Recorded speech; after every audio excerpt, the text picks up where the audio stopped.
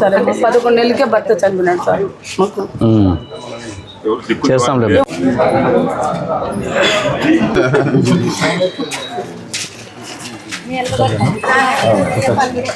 బంతాజీ 2 months last అన్నా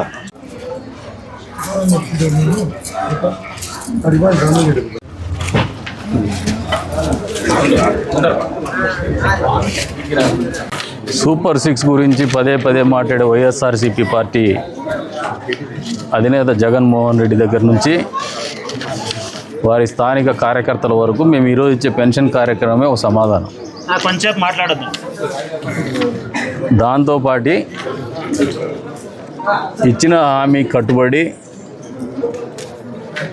మొదటి నెలలోనే 4,000 చేసి 6,000 ఇచ్చి 15,000 ఇచ్చినటువంటి ఘనత ఈ కూటమి ప్రభుత్వానికి దక్కుతుంది.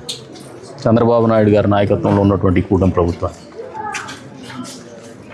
మీ మాదిరిగా మేము పెంచుకుంటూనే పోలా. ఇది వాస్తవం. ఇచ్చినటువంటి మాటకు కట్టుబడే ఈ రోజున నేతన్న నేస్తామని మీరు మాట్లాడినారు. అప్పట్లో మీరు చేసింది ఏమీ లేదు, అరకొరగా మీ పార్టీ వాళ్ళకు డబ్బులు ఇచ్చుకున్నారు.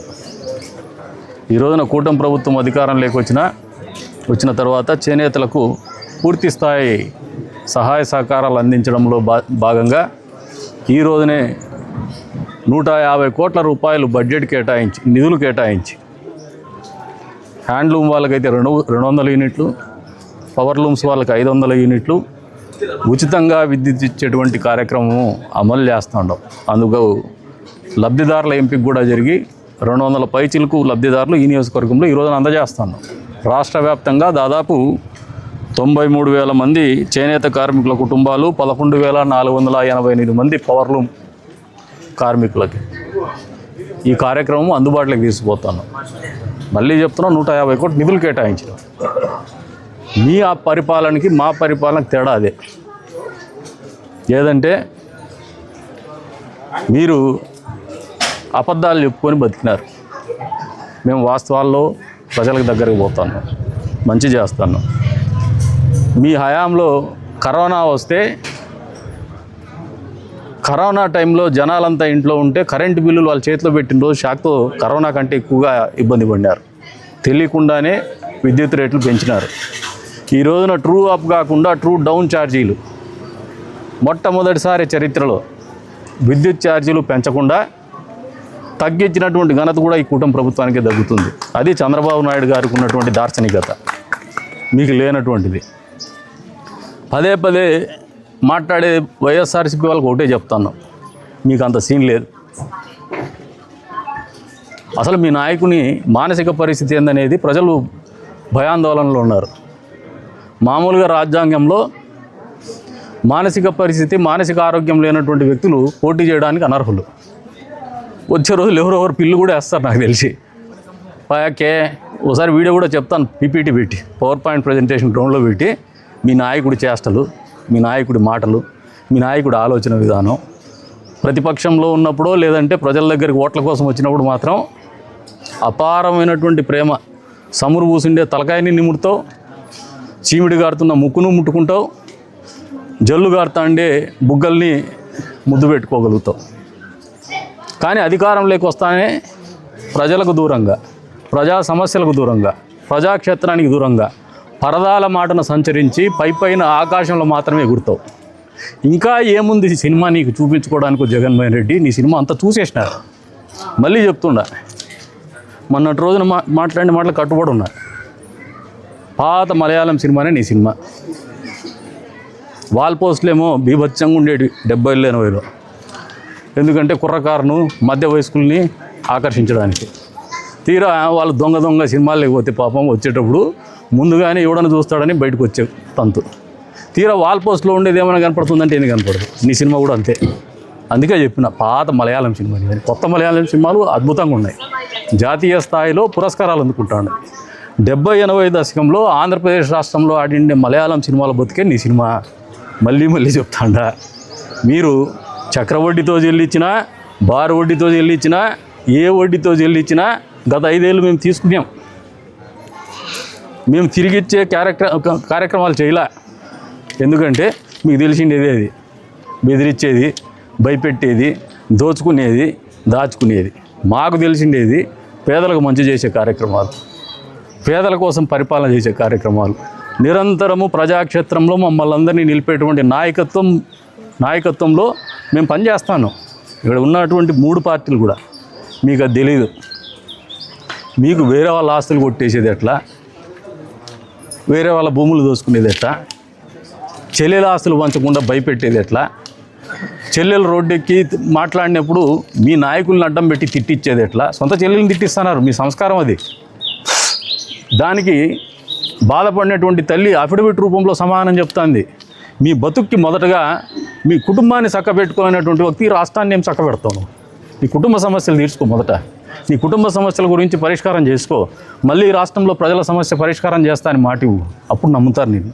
నీ కుటుంబ సమస్యలు పరిష్కారం చేసుకోలేకుండా నువ్వు పదే నువ్వు మీ నాయకులు బడాయి మాటలు మేము సిద్ధం ఇవుడు సిద్ధమే. ఎప్పుడైనా సిద్ధం తప్పదు. అది ప్రజాక్షేత్రం. అది మెచ్యూరిటీ లేనటువంటి వాళ్ళంతా రాజకీయాల్లోకి వస్తూ ఉన్నారు. అసలు పాత్ర మీద స్పష్టత, రాజకీయాల్లో ఒక నాయకుడి పాత్ర మీద స్పష్టత లేనటువంటి వాళ్ళంతా రాజకీయాల్లోకి వస్తూ ఉన్నారు. అసలు ఈ నియోజకవర్గ సరిహద్దుల దీనిలో మాట్లాడేకి వస్తూ ఉన్నారు. మొదట సరిహద్దులు తెలుసుకోండి. గ్రామాలు ఎన్ని ఉన్నాయి, ఆ గ్రామంలో ఉండేటువంటి నాయకులు ఎవరనేది తెలుసుకోండి, సమస్యలు ఎందుకు తెలుసుకోండి. మళ్ళీ సమస్యల మీద, అభివృద్ధి మీద చర్చకు వద్దాం. కానీ ప్రజాక్షేత్రంలో ప్రతి ఒక్కరికి విఘ్నత కలిగినటువంటి ప్రజలే ఉంటారు. మేము బడాయి మాటలు మాట్లాడినా, మీరు బడాయి మాటలు మాట్లాడినా అన్నీ వింటారు. మేము మాట్లాడే దాంట్లో వాస్తవం ఎంత ఉంది, మీరు మాట్లాడే దాంట్లో వాస్తవం ఎంత ఉందో వాళ్ళు హంస మాదిరిగా పాలకు పాలు, నీళ్ళకు నీళ్ళు తేల్చేస్తారు. పాలు మాత్రమే తాగుతారు, నీళ్ళను వదిలేస్తారు. అదే ప్రజాస్వామ్యంలో ఉండే అందం, ప్రజల్లో ఉండే అందం. అన్నీ వింటారు, అన్నీ గమనిస్తారు. పని చేసినోడికే పట్టం కడతారు. పని చేయకుండా మాటలు చెప్పేవానికి ఒక్కసారి ఆలోచన చేసుకోండి. జగన్మోహన్ రెడ్డి గారు మిమ్మల్ని ఒకసారి నమ్మినారు. నాకు తెలిసి ఆంధ్రప్రదేశ్ రాజకీయ చరిత్రలో ఇంత పెద్ద ఎత్తున తిరస్కరింపబడినటువంటి పార్టీ కానీ నాయకుడు కానీ ఎవరైనా ఉన్నారంటే అది వైఎస్ఆర్సీపీ పార్టీ, జగన్మోహన్ రెడ్డి. 151 సీట్ల నుంచి 11 సీట్లకు నిన్ను వేసేసినారంటే ప్రజల్లో నీ పట్ల ఎంత కోపం ఉంది, మీ పరిపాలన పట్ల ఎంత అసహ్యం ఉంది, అసలు మిమ్మల్ని ఎంత పెద్ద ఎత్తున చీదరించుకుంటున్నారనేది అది ఒక నిదర్శనం. ఏ రాబడితివి అంటే అది ఒక లఘు అన్నట్టు ఈవీఎంలు అంటావు. నువ్వు గెలిస్తేనేమో ప్రజాస్వామ్యము, ఎదుటోళ్ళు గెలిస్తే ఈవీఎంలా. ఎవరు ఇంకా మోసం చేయాలనుకుంటాడో, ఎవరిని మభ్య పెట్టాలనుకుంటాడో. రాజ్యసభకు ఎలక్షన్ జరిగితేనేమో ఎన్డీఏ కూటమికి మద్దతు ఇస్తావు, పక్కకు వస్తానే ఎన్డీఏ గెలిచిన దానికి మాత్రం ఈవీఎంల పేరు పెడతావు. నీ స్టాండ్ ఎందుకు క్లారిటీ చెప్పు. బెబ్బెబ్బే బ్యాచే నువ్వు. ఏ భాష సొంతమని చెప్పుకోలేను నువ్వు. అసలు నీ ఆలోచన విధానం ఏందో ప్రజలకు అర్థం కాక నెత్తి కొట్టుకుంటున్నారు. మీ నాయకులు బయట మాట్లాడుతున్నారేమో, లోపల మొదలు పడుతున్నారు. ఏంది ఈయన ఆలోచన విధానం అని. ఫస్ట్ మీ మానసిక పరిస్థితిని ఒకసారి డాక్టర్ల దగ్గర పరీక్షించుకోండి. అంటే నాకు ఎవరో చెప్తా ఉంటారు, మామూలుగా అంటారు, మరి మీడియాలో మాట్లాడుతూ ఉంటారు లండన్ మందులు అని చెప్పేసి. అది ఎంతవరకు నిజమో నాకు తెలియదు. కానీ ఎందుకంటే నాకు తెలియని మాట్లాడవచ్చో మాట్లాడకూడదు కాదు. కానీ ఆ మాటలకి ఏదన్నా నిజమైనట్టు ఉంటే సరైనటువంటి పరీక్ష చేయించుకోండి. ఎందుకంటే నీ ఒక్క కుటుంబం గురించి ఈ రాష్ట్రం లేదు. ఈ రాష్ట్రంలో 5 కోట్ల మంది ఉన్నారు. వాళ్ళ మంచి చెడు, వాళ్ళ బాగోగులు, ఈ రాష్ట్రాన్ని అభివృద్ధి పదంలో నిలపాల్సినటువంటి బాధ్యత నాయకత్వం మీద, రాజకీయ పార్టీల మీద ఉన్నాయి. మానసిక పరిస్థితి లేనటువంటి వ్యక్తులు రాజకీయాలు లేకొస్తే ఆ రాష్ట్రానికి కూడా అరిష్టం. అది ఫస్ట్ అది ఆలోచన చేసుకోమంటాడా. మీ మానసిక పరిస్థితి మీద అందరూ ఆందోళన చెందుతున్నారు మీ పార్టీ వాళ్ళు. అది చెప్పలేకపోతూ ఉండొచ్చు, కానీ చూసే వాళ్ళకైతే స్పష్టంగా కనపడిపోతుంది అన్ని వేదికల మీద. తెలుగులో చెప్పి ఇంగ్లీష్లో అడిగితే ఇంత పెద్దదే అంటాడు. మళ్ళీ చంద్రబాబు నాయుడుకి ఇంగ్లీష్ రాదంటాడు. చంద్రబాబు నాయుడు ఏమో పాపం హార్వర్డ్ యూనివర్సిటీలో చెప్తాడు, స్టాన్ఫోర్డ్ యూనివర్సిటీలో చెప్తాడు, ఐఎస్బీలో పోయేసి ఇంగ్లీష్లో లెక్చర్ ఇస్తాడు. ఆయనకి రాగలిగినంత ఇంగ్లీష్లో కమ్యూనికేట్ చేసేటువంటి ఫెసిలిటీ ఆయనకు ఉంది. నీకు ఏ భాష సొంతమని చెప్పుకుని నీ ఎక్స్ప్రెషన్స్ అర్థం కాదు, నీ భాష అర్థం కాదు, నీ కమ్యూనికేషన్ స్కిల్స్ అర్థం కాదు. మొదటగా విమర్శించే ముందు, బాడీ షేమింగ్ చేసే ముందు సుందరవదనుడు అంటాడు. నిజంగా చంద్రబాబు నాయుడు అందగాడే. పక్కన కూర్చుంటే మనమే మరుగుజుల మాదిరిగా ఉంటాం, నువ్వు నేను. ఆయన అందగాడే, అది గుర్తుపెట్టుకో. ఫస్ట్ ప్రెస్ మీట్లో మాట్లాడతానే గొప్పోళ్ళం అవుతామని ఎవరన్నా అనుకుంటే వాళ్ళు మూర్ఖులు. ప్రజలు ఎప్పుడు కూడా ప్రెస్ మీట్లో మాట్లాడే నాయకుని శాంటిటీ చూస్తారు. స్థాయి గురించి చెప్తున్నారు. రాజకీయాల్లో స్థాయి అనేది ప్రజలు నిర్ణయిస్తారు. నాకు నేను గొప్పవాడిని అనుకోనో లేదు నీకు నువ్వు గొప్పవాడు అనుకుంటాను కాదు. ప్రజల మనసుల్లోనూ ప్రజల ఆలోచనలో ప్రతి నాయకుడి పట్ల ఒక విశ్వసనీయత ఉంటుంది, ఒక ఆలోచన విధానం ఉంటుంది.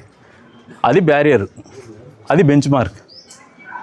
మీరు ఆ బెంచ్ మార్క్ని ఫాలో అయితే సక్సెస్లో పోతారు. కానీ స్థాయి గురించి మాట్లాడే ముందు, కేసుల గురించి మాట్లాడే ముందు మొదటగా జగన్మోహన్ రెడ్డికి నిజంగా దమ్ము ధైర్యం ఉంటే, నా మాదిరిగా నాకుండే దమ్ము ధైర్యంలో 10 పైసలు నీకున్నా, ఎక్స్పెడిషియస్గా నా కేసులు క్లోజ్ చేయండి అని చెప్పేసి సుప్రీంకోర్టులో అడిగినా నేను, దానికి అనుగుణంగానే జడ్జిమెంట్లు వచ్చినాయి. నీకు దమ్ము ధైర్యం ఉంటే, గతంలో కూడా చెప్పిన, మొదటిగా నువ్వు ఎన్నికల్లో పోటీ చేయాలనుకుంటే నీ కేసుల్ని ఎక్స్పెడిషియస్గా అంటే త్వరితగతిన పూర్తి చేయమని నువ్వే పోయేసి అడుగు. అప్పుడు నిన్ను ప్రజలు నమ్ముతారు. మీ నాయకులు మాట్లాడే కేసుల గురించి మాట్లాడే మాటలకు ఒక శాంటిటీ వస్తుంది. మీది కిందంతా పుచ్చిపోయింది, గురువింద గింజ సామెత మీది. మీరు ఇంకో నలుపు గురించి మాట్లాడితే ఎట్టయా? ఫస్ట్ ఆలోచన విధానంలో మార్పు తెచ్చుకోమని హితవు పలుకుతాండా. ఈ రోజున ఒక శుభదినం ఇది. ఇంతమంది పేదవాళ్ళ కళలో సంతోషం చూసే దినం. ఇంతమంది చేనేత కార్మికులకి ఈ ప్రభుత్వం అండదండగా నిలుస్తున్నటువంటి సమయం. ఈ సమయంలో కూడా నిన్ను మాట్లాడాల్సిన రావడం మా దౌర్భాగ్యం అని చెప్పేసి తెలియజెప్తాను. కానీ రాజకీయాల్లో ఉన్నాం, అనివార్యంగా పోయేటప్పుడు తగిలేటివి మేము ఫేస్ చేయక తప్పదు కాబట్టి మాట్లాడుతున్నాం. కానీ ఇటువంటి శుభ సమయంలో నిజంగా మళ్ళీ చెప్తాను, రిగ్రెట్ అవుతాను ఈ రకమైనటువంటి నిన్ను ప్రస్తావించాల్సిన రావడం.